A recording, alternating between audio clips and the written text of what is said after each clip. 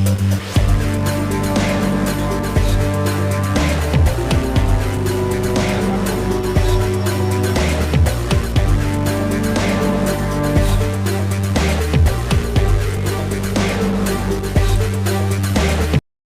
আম্বাসা থানা থেকে এখানে এসেছি একটা কেসে।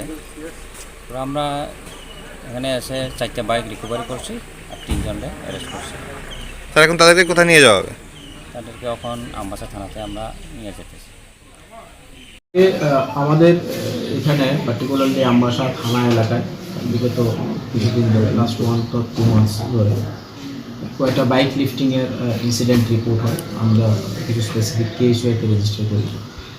তখন আমরা একটা বিশেষ টিম গঠন করি লেড বাই ওসি আম্বাসা এবং থানার অন্যান্য অফিসারদের নিয়ে।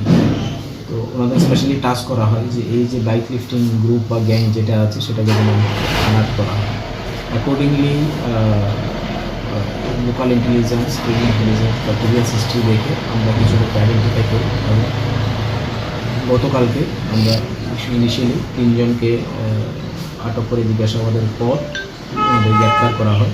গ্রেপ্তার করে ওনাদের স্বীকারোক্তি মিলে আমরা বীরগঞ্জ থানা এলাকা থেকে 4টে বাইক আমরা উদ্ধার করতে পেরেছি।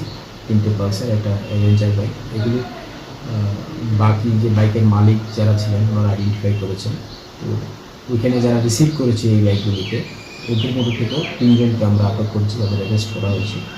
তো এই বাইক লিফটিং গ্যাং যেটা ছিল এটার মধ্যে তার 3 জন মেম্বারকে এবং যারা রিসিভ করে তাদের মধ্যে 3 জনকে আমরা আটক করেছি এবং তাদের আজকে আমরা কোর্টে ফরওয়ার্ড করছি। আমরা পুলিশ রিমান্ড চাইব। আমরা চেষ্টা করছি পুরো র্যাকেট যেটা আছে সেটাকে যাতে আনার্ট করা যায় এবং যারা এই কাজের সাথে যুক্ত, যারা এই বাইকগুলো রিসিভ করছেন তাদেরও আমরা এই কেসে বুক করার চেষ্টা করছি। সর্বমোট কতজনকে হয়েছে যারা ইনিশিয়ালি যারা আটক করেছি আমরা, ওনারা হচ্ছেন রাহুল শর্মা, প্রসেনজিৎ বর্মা এবং ভিক্টর জমাতিয়া। আমাদের স্বীকারোক্তি মিলে আমরা যে বাইকগুলো রিকভার করতে পেরেছি যাদের পজিশন থেকে ওরা শীঘ্র রিয়াং, বিশ্ব শক্তি জমাতিয়া অ্যান্ড শান্তী জমাতিয়া, ওনাদের বাড়ি বীরগঞ্জ থানা এলাকা।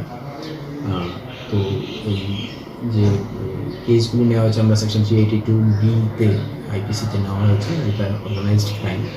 আমরা চেষ্টা করছি এটা এন্টায়ার র্যাকেটটাকে যাতে আনার্ট করতে পারি এবং বাকি বাইক যেগুলি এখনও উদ্ধার করা বাকি আছে সেগুলো যাতে উদ্ধার করতে পারি এবং র্যাকেটের যারা মেম্বার আছে বাকিরা তাদেরও যাতে আমরা আটক